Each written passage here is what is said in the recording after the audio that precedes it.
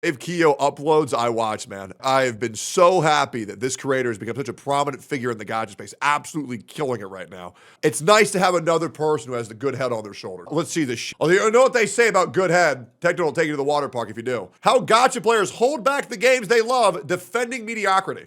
Bro, I feel like this patch is literally just recycled events and the new character is just mid, no? Well, Yep. what do you expect? It's a gacha game. Well, yeah, but like, if you don't like it, don't play it. Well, I just think stop creating drama. No, I'm not creating drama, bro. I'm just giving criticism right now. Stop.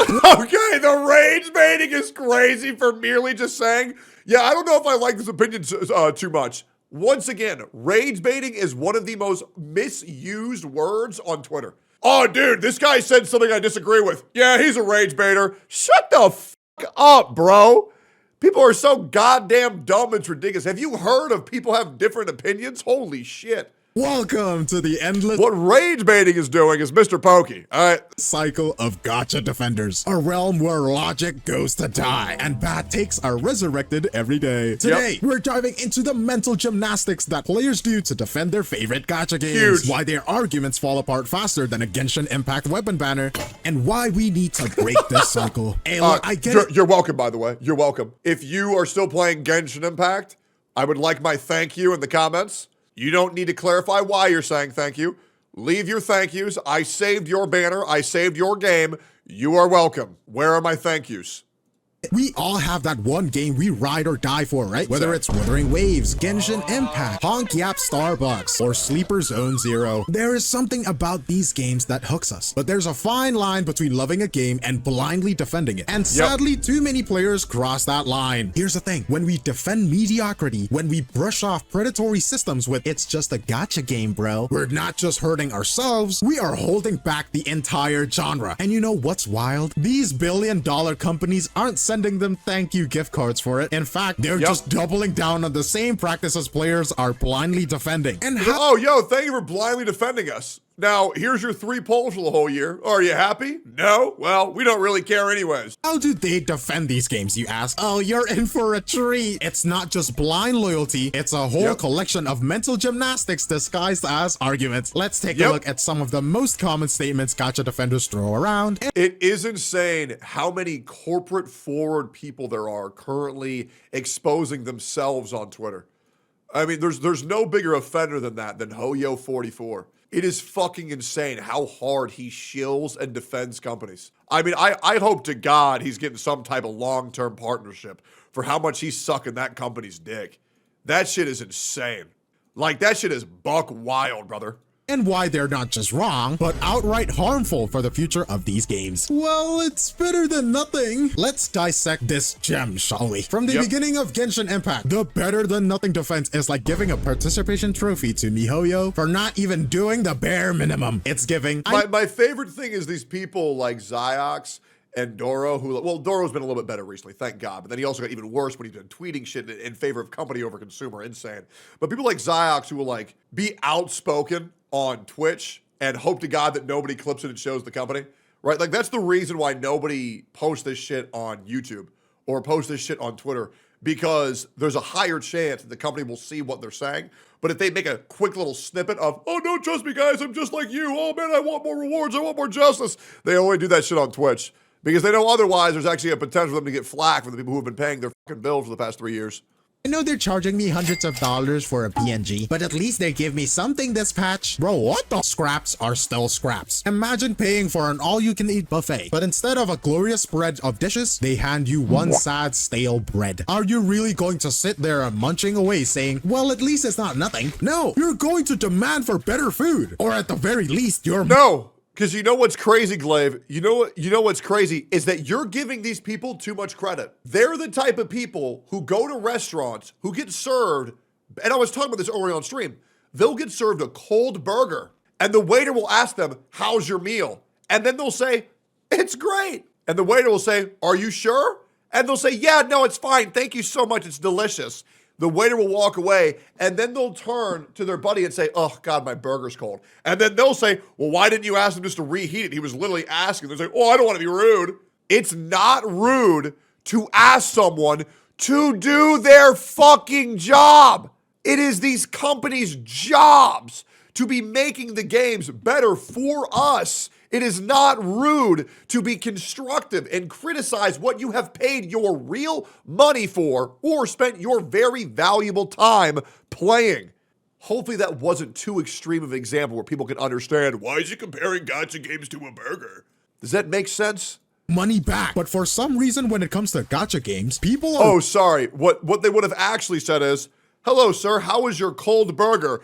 It's insane! The greatest burger of all time! You're right. Thanks, man. weirdly content with low-effort updates. It's like Stockholm Syndrome, but with patch notes. This exact mindset is what led to the whole gacha is dead meme in the first place. The industry become a wasteland of lazy events and rehashed banners because people keep cheering for nothing. And if you set the bar on the floor, devs are going to trip over it. You don't reward mediocrity, you call it out. So they actually have to try. You're creating drama, you're rage baiting. Okay, so apparently saying, hey, this patch needs improvement is now equivalent of making a content creator smash or pass tier list. Let me break it down to you. Criticism isn't drama. Discussions about what's wrong with a game, that's not rage bait, that's feedback. The only people making it dramatic are the ones turning every valid critique into a personal attack. Bro, it's like chill. Like daddy chill. Nobody's storming the devs headquarters with a pitchfork. Unless that one Genshin incident when, you know, the CEO almost got stabby.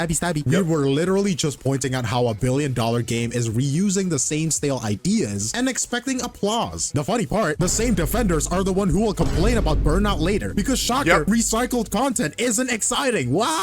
And this is the thing that really sucks. And this is the Tectone hater lifespan. And this is how it goes.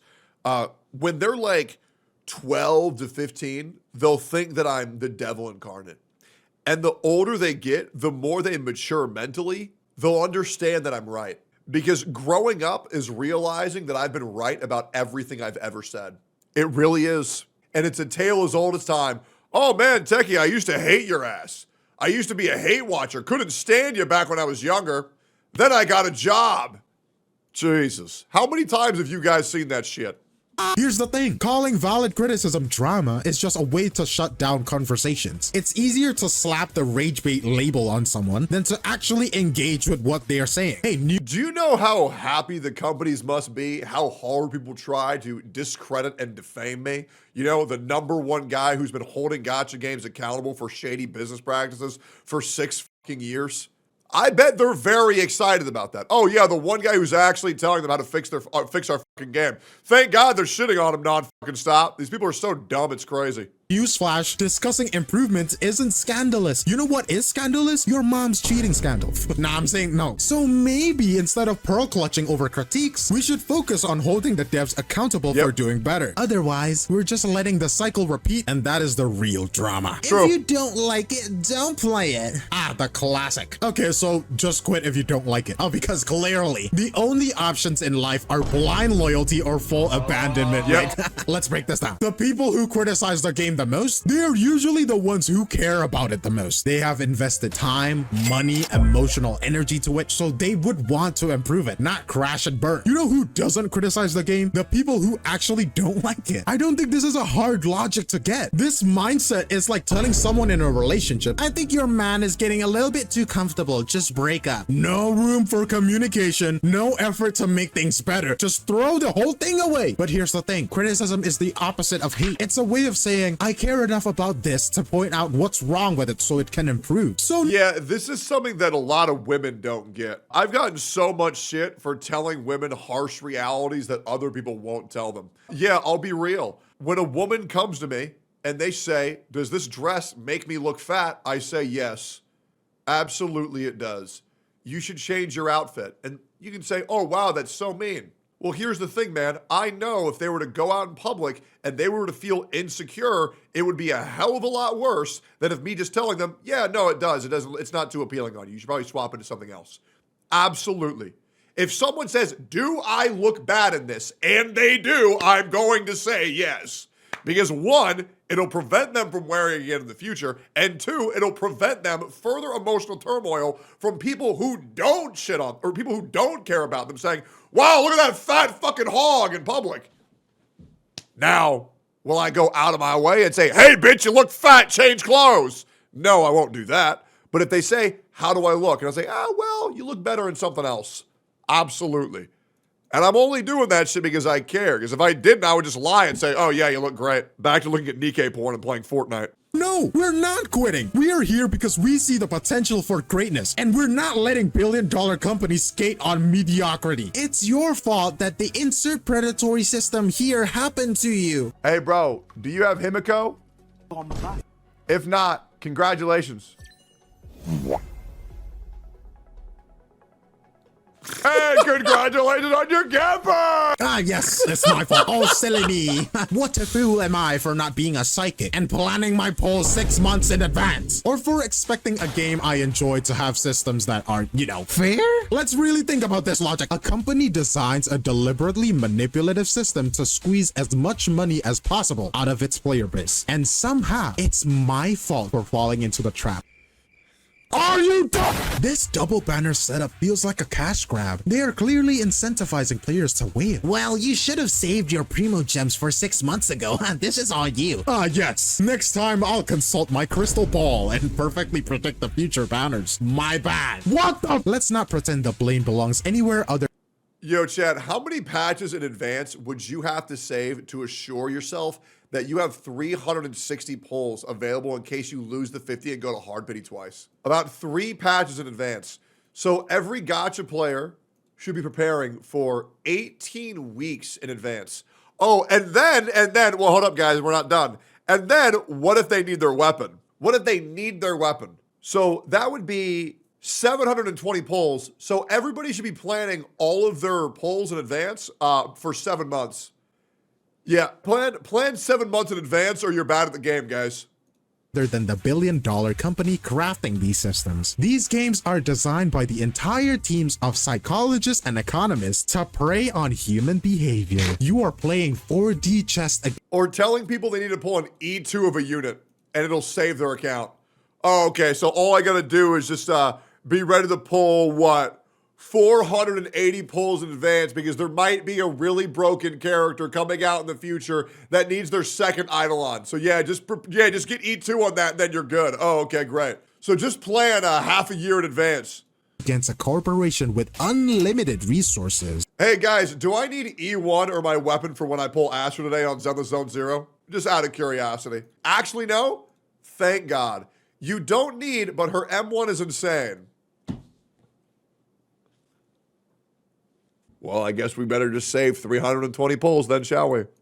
And somehow, the player is the one at fault. I'm gonna pluck your eyeballs out, motherfucker. Listen, calling out predatory practices doesn't mean you're bad at managing your resources. It means you're recognizing that these systems are unfair and manipulative, and you're asking for better. And instead of blaming the victims, maybe we should start holding the companies accountable for creating the problem in the first place. But so what if the company's feelings get hurt? It's theirs. And defending these systems only enables them to keep getting worse. Let's not let that happen, shall we? Well, it's free, so why are you complaining? The golden shield of it's free, so shut up. This argument is practically a relic in the gacha world, but let's dissect on why it's so hilariously wrong. First of all, just because something is free doesn't mean it's above criticism. If you watch a free YouTube video, can't you still say, hey, maybe the audio quality was bad? If you read a free webcomic, are you allowed to point out the plot holes? Oh, but it's free, you're not even paying for it. Oh, so I'm supposed to thank them for, you know, nothing. Hey, let's not pretend gacha games are truly free. Sure, you can play for free, but these games are designed to nudge, tempt, and outright push you towards spending money. Every banner, every paid battle pass, every limited time outfit, they're dangling shiny things in front of you, hoping that you'll cave. So the free part, it's a marketing hook, not a saintly gift from the heavens. Also, here's the truth. Consuming the content, whether you paid or not, gives you the right to share your thoughts. That's how opinions work. Watching a pirated anime doesn't invalidate your critique of the plot, and playing a free game doesn't mean you can't point out its flaws. It's out in the wild. It's fair game for criticism. Period. Slay. No printer.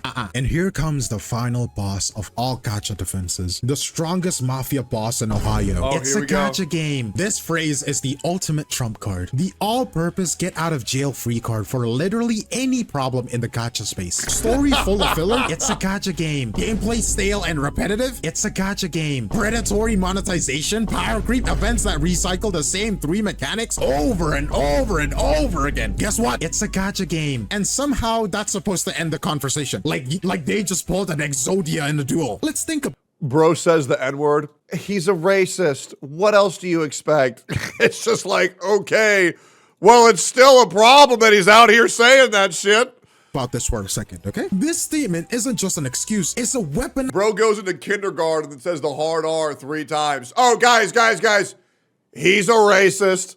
All the little kids go, oh, okay. No, you go ahead. Say it again. Nice cop out. It's the rhetorical equivalent of throwing your hands up and saying, well, that's just how it is, you feel me? And what's worse, it works. The other person nods along like, oh yeah, you know what? That's true. I guess we can expect better than a gacha game. Are you serious? Why are we out here treating mediocrity and predatory practices like they're baked into the DNA of gacha games? The story is just dialogue bloat. Every patch feels like filler and the rewards are trash. Well, it's a gacha game. Of course, my bad for expecting anything better from a multi-million-dollar company. Let's all just clap politely while they give us absolutely nothing. Okay, so gacha games are inherently monetized around luck-based pulls. Yes, I know. The industry has a history of predatory practices, but does that mean we should just accept it without question? Absolutely not. Saying that it's a gacha game to justify anything, it's like saying, oh, it's a fast food burger to excuse. You did not put Shinya in the McDonald's.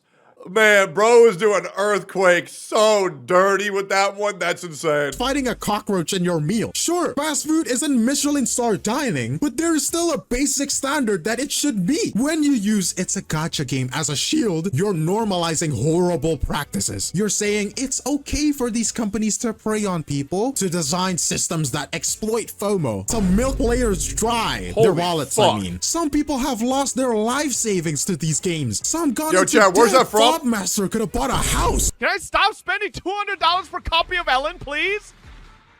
Huh? There you go, man. It doesn't even feel good.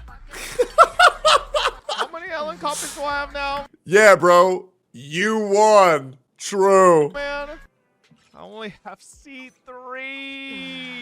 I'm ill. And you're just sitting there saying, well, that's how it is. No, that's not how it is. That's not how it's supposed to be. Do you know why gacha games are allowed to be so predatory nowadays? Because of this mindset, this apathy that is what enables developers to keep pushing boundaries and testing how far they can exploit their player base. You're not just defending the system, you're feeding it. And let's talk about how this phrase enables laziness. Oh, this story sucks. It's a gacha game. Oh, so it's normal for a billion-dollar studio to deliver poorly paced, filler-filled dialogue dumps with still image cutscenes. No, that is not just because it's gacha. It's because they know they could get away with it. Players like you are already defending them. So why? And the reason why they do it is to increase player retention time so they can sell that to investors to get people to invest more into their game. It is done by design. And people say, oh, well, it's a gacha game. Not every single gacha game has a horribly drawn out fucking story at every single regard.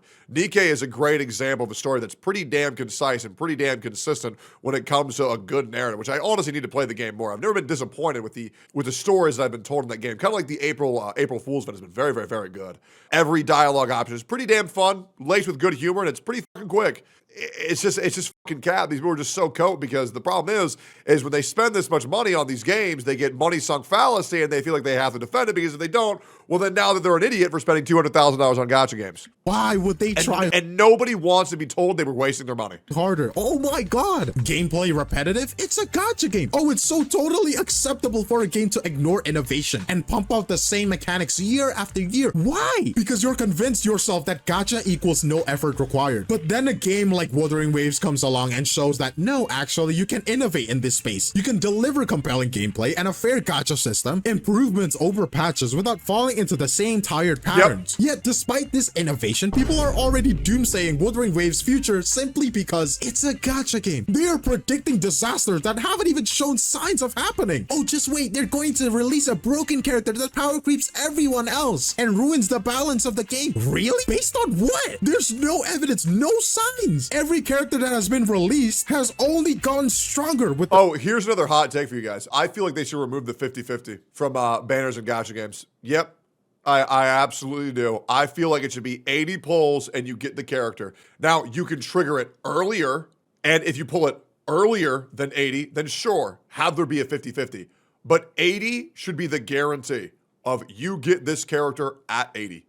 Are they going to do that? Absolutely not. But I'm just glad games like Wuthering Waves at least say, you get to 80, you get your weapon. It's nice. The nightmare echoes with the new echo sets, somehow you're already convinced that it's inevitable because, well, that's just a gacha game, you know? This is not criticism, it's fear-mongering, rooted in the baggage of other games. Wuthering Waves isn't perfect, but it's already proving that this genre doesn't have to follow this. It's not perfect, but everybody can agree where Wuthering Waves was then comparatively to where it was now.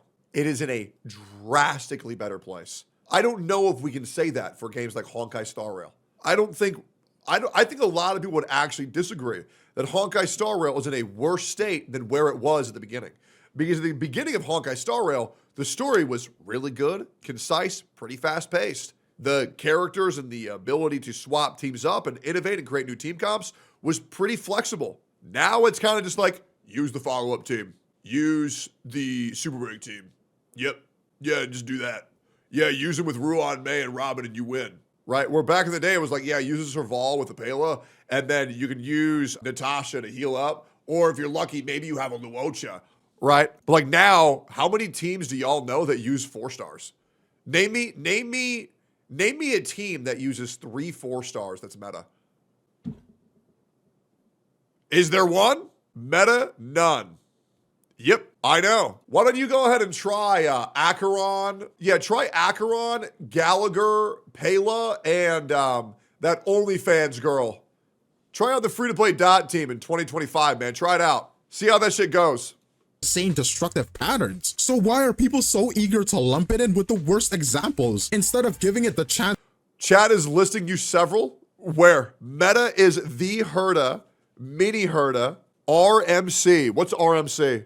Meta is the Herda, mini Herda, RMC, and Ling Sha. That is 1 4-star. Oh, Remembrance MC? That is 1 4-star in that whole team. How are you saying that's 3? How did you just tell me that you listed 1 4-star and now you're pretending that you listed 3? RMC is a 5-star. Ling Sha is a 5-star. The Herda is a 5-star. What are you on about? But RMC is free, ... Yes, but also, let's say RMC was a 4-star. I said a team that uses 3 doesn't exist, to be fair. Here, guys, let's go to the tier list, guys. Like, look at this shit. We have 1, 2, 3, 4, 5, 6, 7, 8, 9, 10, 11, 12, 13, 14, 15, 16, 17, 18. 18 5-stars in tier 0 and tier 0.5. And we have 3 4-stars up here at E6. Which, to be fair, is a lot better. That's great. That's good. We have 3 right now. Now, I'll be real. I don't see anybody using these motherfuckers. Never see people using motherfuckers, but it's insane. We have Pela at tier 1, which is crazy because I thought she was broken. And then it's just a sea of mediocrity. Gallagher plus March 8th plus Mose plus Fei Xiao.